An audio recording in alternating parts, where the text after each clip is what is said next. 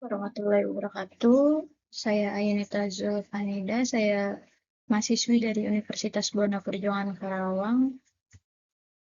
Saya dari Prodi Teknik Industri. Di sini saya akan menjelaskan mesin proses fabrikasi SAF. Nah, bagaimana di sini jadi saya akan menjelaskan bagaimana SAF itu dibuat dari awal, dari pemilihan material hingga finishing.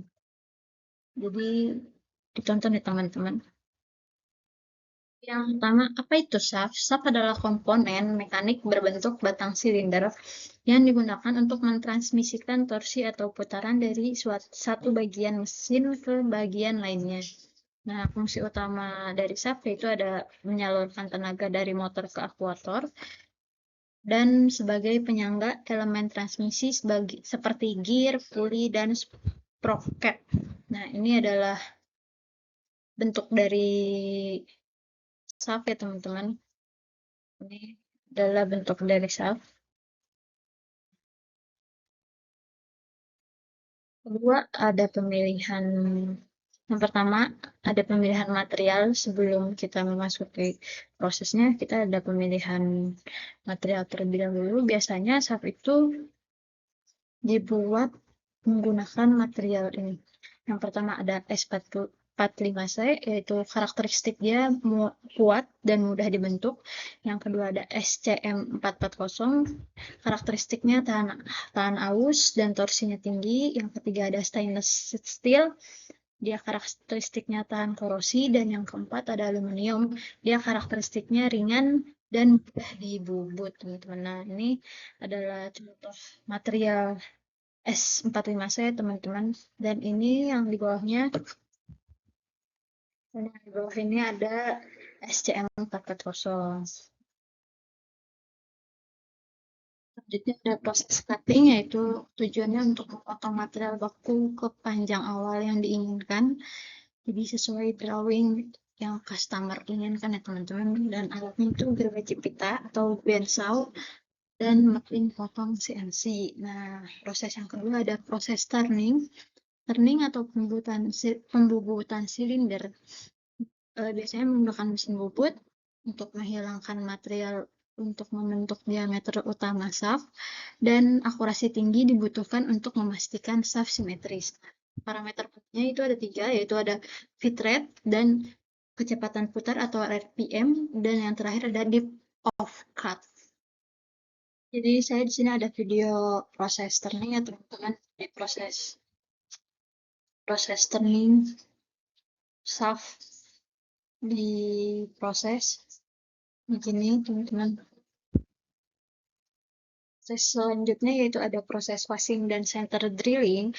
Passing adalah meratakan permukaan ujung shaft agar tegak lurus terhadap sumbu, dan center drilling ini adalah membuat lubang kecil di ujung shaft untuk keperluan penyangga saat machining atau sedang proses atau balancing. Nah, jadi di sini pada saat ini center drillingnya, ini yang ada titik tengah center drilling.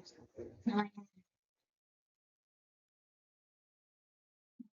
selanjutnya adalah proses drilling dan boring.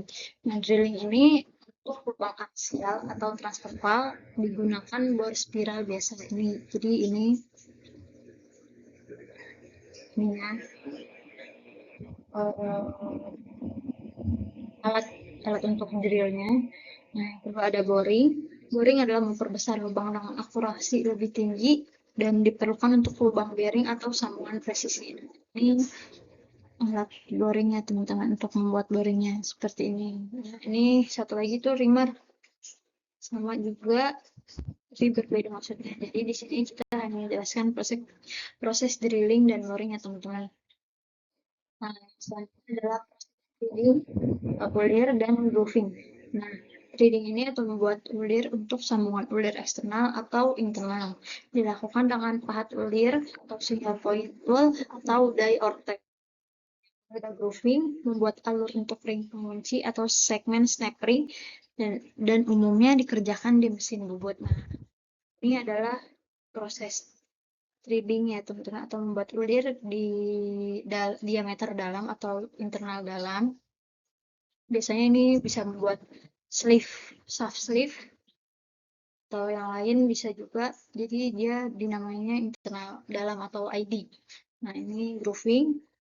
Seperti ini prosesnya, sama tapi beda gitu.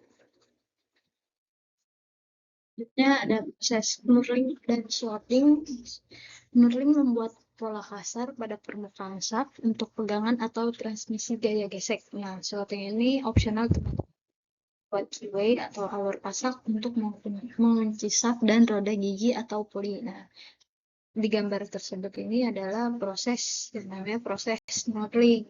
Nah, mungkin lanjut ke proses selanjutnya. Selanjutnya ada proses finishing, yaitu finishing grinding atau polishing dilakukan untuk memperhalus permukaan, mengurangi kekasaran, dan meningkatkan presisi. Tujuan dari proses finishing ini adalah mencapai toleransi dimensi yang ketat dan mencegah keausan dimensi. Nah, di proses finishing ini sebenarnya belum tahap